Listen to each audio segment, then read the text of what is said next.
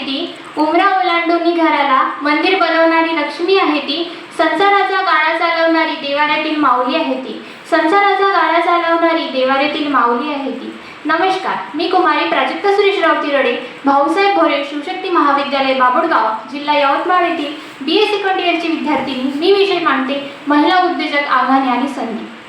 मुलगी शिकली, प्रगती झाली, ह्या आजच्या काळात खरोखरच होताना आपल्याला दिसून येते. आजच्या स्त्रिया स्वतःच्या स्वप्नावर चकोरीबंद न राहता मनामध्ये ध्येय, आत्मविश्वास निर्माण झालेला आहे.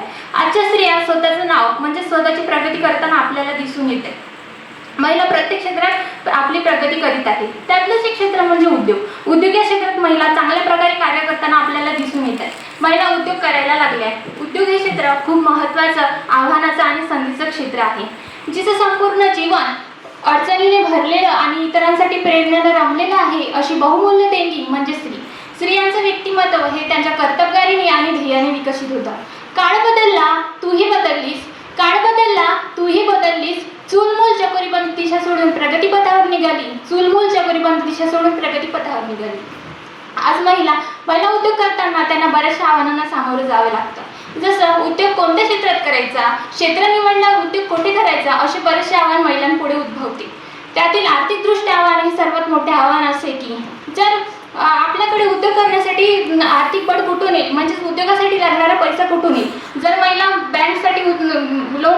बँकमध्ये लोनसाठी गेल्या तर त्यांना लोन दिला जात नाही, कारण साहजिकरित्या शेती असो, घर असो, हे सर्व पुरुषांच्या नावे असतात. त्यामुळे महिलांना स्वबळावर बँक लोन दिलं जात नाही. म्हणून आर्थिकदृष्ट्या आव्हान हे सर्वात मोठे महिलांपुढे उद्योग करताना आव्हान येते.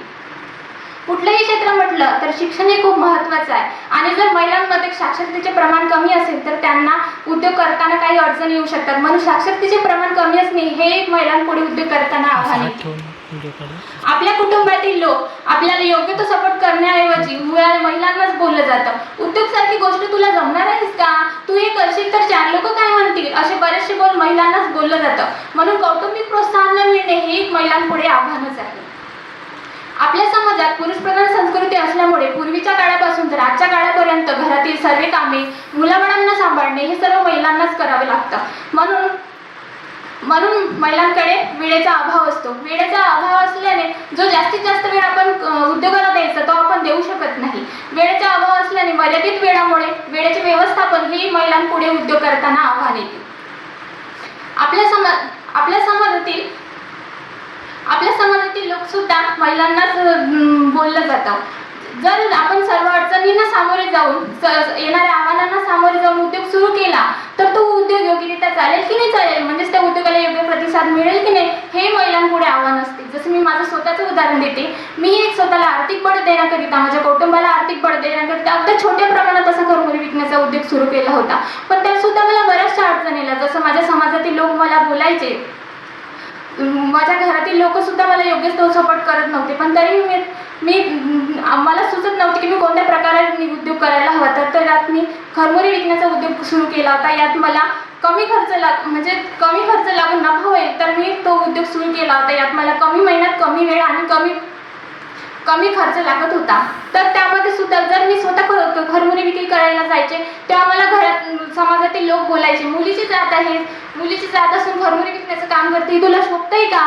घरातील लोक सुद्धा मला बोलायचे, परंतु मी घरच्यांकडे किंवा लोकांकडे लक्ष न देता मी माझे काम सुरूच ठेवले. जेव्हा मी स्वतः खरमुरी विक्री करायला जायचे तेव्हा लोक मला टोमणी मारायची, समाजातील लोक मला बोलायची. मी मुलीची जात असल्यामुळे माझ्यावर वाईट कमेंट करायचे, परंतु मी त्यांच्या गोष्टीकडे लक्ष न देता मी माझे काम सुरूच ठेवले. पण कालांतराने माझी आरोग्य स्थिती खराब झाल्यामुळे मला ते काम बंद करावे लागते. परंतु मी भविष्यात नक्कीच त्यापेक्षाही काही ना काही अधिक चांगल्या मोठ्या प्रमाणात उद्योग करून मी त्यात नक्कीच यशस्वी ठरेल. महिलांना उद्योग या क्षेत्रात बऱ्याचशा संधी उपलब्ध आहेत. जसं महिलांमध्ये वेगवेगळ्या प्रकारचे गुण असतात. ज्या सुप्त गुणांना वाव देऊन महिला उद्योग या क्षेत्रात चांगल्या प्रकारे संधी मिळवू शकते. जसं पार्लर आहे, शिवणकाम, उन्हाळ्यातील वैवट पदार्थ वस्तू बनवून त्या विकणे, पापड लोणची बनवून विकणे, कुक्कुटपालन, बचत गटातर्फे परस्पर लावून त्या निर्माण होणारा भाजीपाला, त्यातून निर्माण होणारे बीज बियाणे विकणे, मसाल्याचे पदार्थ बनवून विकणे, त्याच्यानंतर केक बेकरी, अशा बऱ्याचशा क्षेत्रात महिला आपल्या चांगल्या प्रकारे उद्योग करू शकतो, त्यांना संधी प्राप्त होऊ शकते. आजच्या महिलांनी बऱ्याचशा क्षेत्रात स्वतःला येणाऱ्या आव्हानांना, अडचणींना सामोरे जाऊन संपादन केलेले आहे. हे संपादन केलेले योग्य ती संधी प्राप्त करून त्यामध्ये उद्योग या क्षेत्रातही चांगल्या प्रकारे कार्य महिलांनी केले आहे. म्हणून डॉक्टर APJ अब्दुल कलाम म्हणतात, मंजिलें उन्हीं को मिलती है जिनकी सपनों में जान होती है. मंजिलें उन्हीं को मिलती है जिनकी सपनों में जान होती है. यूं पंख होने से कुछ नहीं होता, हौसलों से उड़ान होती है. धन्यवाद.